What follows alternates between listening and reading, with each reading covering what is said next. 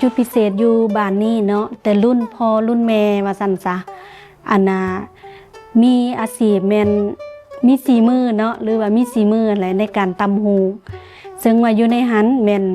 พวกเฮาแม่นพากันอันน่ะตำหูมาแต่ดังเดิมเนาะ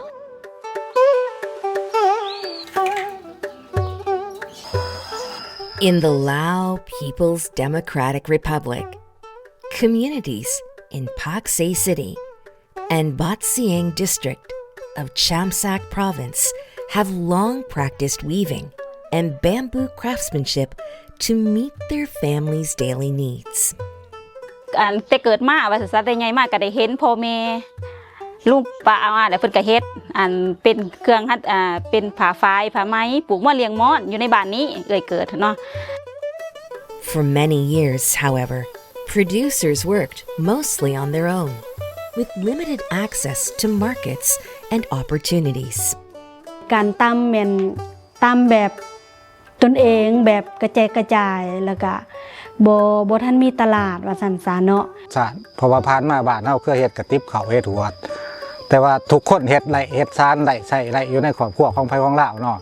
แต่ว่าบ่เคยเฮ็ดเป็นสินค้าบ่เคยเฮ็ดแบบว่าเชื่อมโยงการตลาดได้ To help address these challenges, NTFP EP Asia partnered with the Association for Rural Mobilization and Improvement, or ARMI,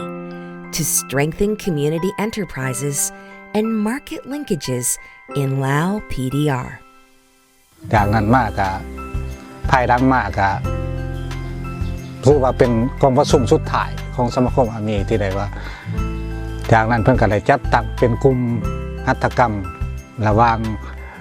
นครปากเซ่มีนครปากเซ่มีเมืองบะเจียงกลุ่มเนาะ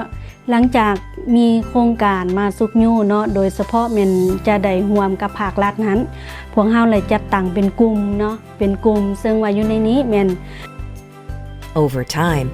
communities in Pak Se City and Bat Siang district began working together and organizing their efforts.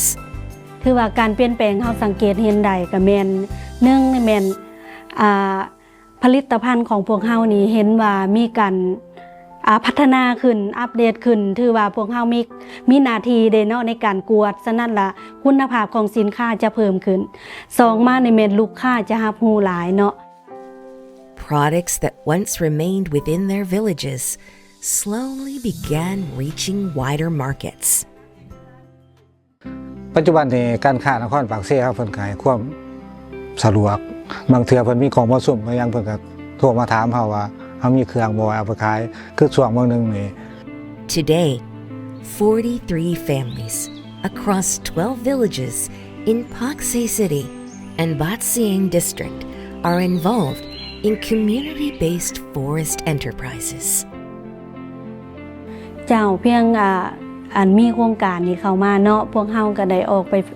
ไปร่วมเนาะฝึกอบรมนำโครงการนี้ก็หลายครั้งเนาะโดยเฉพาะก็แม่นอยู่ต่างประเทศว่าซั่นซะเนาะไปแลกเปลี่ยนบทเรียนเกี่ยวกับการออกแบบผลิตภัณฑ์เกี่ยวกับคุณภาพเนาะของผลิตภัณฑ์พวกเฮานี้และอันหลักๆก็แม่นการส้มไส้เนาะอันนั้นวัตถุดิบหรือว่าอันนั้นอีหยังก็เอิ้นอันนั้นทรัพยากรธรรมชาตินั่นแหละเข้ามาในการผลิตอยู่ในอันนั้นอยู่ในกลุ่มของพวกเฮานี้บ่ก็ว่ายังบ่เพิ่นมีผู้ใดนำพาก็เลยบ่ทันได้เป็นกลุ่มเฮาก็เฮ็ดแบบพื้นบ้านธรรมดาคือมานี่มาบ้านก็เฮ็ดซ้ำนี่แหละเพิ่นจะมาเว้าสอนเรื่องการตลาดเนาะสอนเรื่องแผนธุรกิจสอนหลายๆอย่างนั่นแหละเฮาจึงเกิดมีความคิดอยากสร้างเป็นกลุ่ม At the same time, communities continued caring for and protecting the natural resources that supported their livelihoods.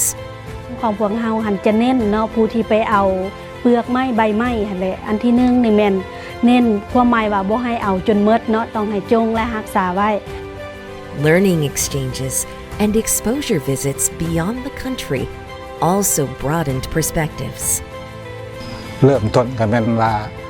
ประเทศอินโดนีเซียที่ข้าพเจ้าได้ไปเห็นสิ่งใหม่ๆเกี่ยวกับเรื่องงานหัตถกรรมเนาะถือว่ามันแปลก แปลกหลายที่สุดกับบ้านเฮาที่ว่าเคยเฮ็ดใส่น้ำของพวก ภาคภูมิใจเนาะที่ได้เขาในร่วมโครงการของอีหยังก็ NTFP เนาะที่ว่าเฮาบ่เคยได้ไปต่างประเทศวันซะก็ได้ไปการเท่านี้เฮาก็ดีใจยินดีขอชมเชยอย่างสุดซึ้งหั่นแหละ ขอชมเชยโดยนี่แหละความรู้สึกก็ได้ไปได้เปลี่ยนแลกเปลี่ยนกันไปว่าซั่นซะบ่แม่นว่าแต่เอื้อยไปผู้เดียวคือเฮาไปเนาะส่วนหลายมันอยากคือกันมีแต่มาล้มสู่กันฟังแล้วประเทศเขามันเป็นแนวใด สิ่งนั้นแต่เฮาก็คือเกิดมีความไข่ความอยากลองเนาะข้าพเจ้าก็เห็นได้ว่า1มาอุปกรณ์นำใช้เนาะหรือว่าเป็นเครื่องมือที่ว่าท่านอะไรมาปรึกษาหรือกันค้นคว้ากับสมาคมมีเพิ่นก็เลยจัดหาวัตถุอุปกรณ์ใหม่1เพิ่นก็จัดเครื่องผ้าไหมเครื่องจักรตอกแล้วก็จักรหยิบกระเป๋าหยิบผ้าเนาะ allowing communities to see new possibilities for their products and enterprises. คือเดี๋ยวนี้เนาะเฮาได้มี Facebook เฮาก็ถ่ายลง Facebook คือเป็นสินค้าหั่นนะแต่ก่อนกับเดี๋ยวนี้แต่ก่อนหันก็บ่มีหลายเพราะว่าเฮาก็บ่จักใช้ว่าจังซั่นบ่จักใช้ Facebook เฮาน้องเฮาสิลงแนวใด คอยเฮ็ดไปเรื่อยๆว่ามันสิตีตลาดได้บ่ตอบโจทย์ได้บ่สิสืบต่อค้นคว้าแบบว่าคอยปรับปรุงให้มันเข้าสู่ยุคของประชากรเฮานี่นะว่าเขามักอันไหนมักราคาถือราคาแพงหรือว่ามักใส่ข้อเฮือนหรือว่ามักแฟชั่นไปปรับไปเทื่อละน้อยแต่ก็บ่เซาต้องเฮ็ดไปเรื่อยๆและอยู่ในนี้แม่นพวกเฮาขยายสมาชิกเพิ่มขึ้นบัดนี้แต่ละคนหั่นน่ะจะได้สอนอีกเนาะบ่แม่นจากพ่อแม่ก็สอนให้ลูกเต้าอยู่ในเฮือนใหญ่ครอบครัวนั้นได้มีฮู้จักเกี่ยวกับวิถีเนาะหรือว่าการตำหูเนาะเพื่อช่วยกันในการหารายได้เข้าสู่ครอบครัวนี้ Today, 4 community forest enterprises in Laos have received government registration as legal enterprises. แต่ก่อนก็บ่มีหยังเนาะจังว่าจากตระกูลที่มีใบทะเบียนวิสาหกิจข้างแน่แล้วเดี๋ยวนี้แต่ก่อนก็มีแต่ตัวใบทะเบียนกลุ่มบัดเดียวนี่ก้าวมาถึงเป็นเป็นธุรกิจของตัวเองแล้วเป็นมีใบดำเนินธุรกิจเป็นฝ่ายอย่างสมบูรณ์แล้ววันนี้ เบื้องต้นมีแต่10เนาะสมาชิกมีแต่10เนาะสมาชิกตอนนั้นก็เอาแบบบ่ทันเป็นหูเป็นหางดอกเนาะมีแต่10คนปัจจุบันนี่ก็มีฮอด45-50คนเนาะ In Lao People's Democratic Republic, traditional skills are no longer only part of everyday life. อยากให้ประชาชน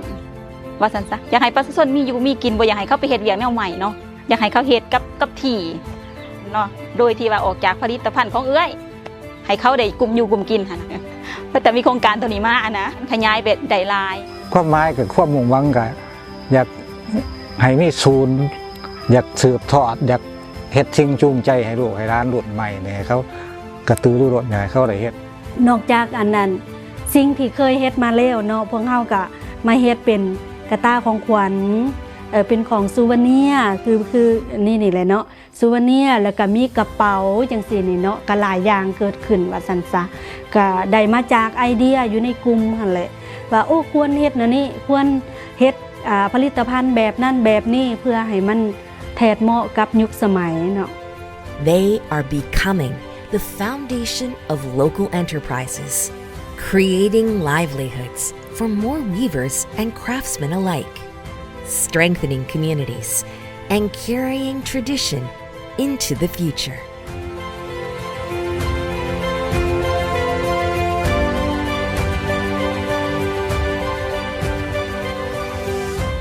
Our community, our products.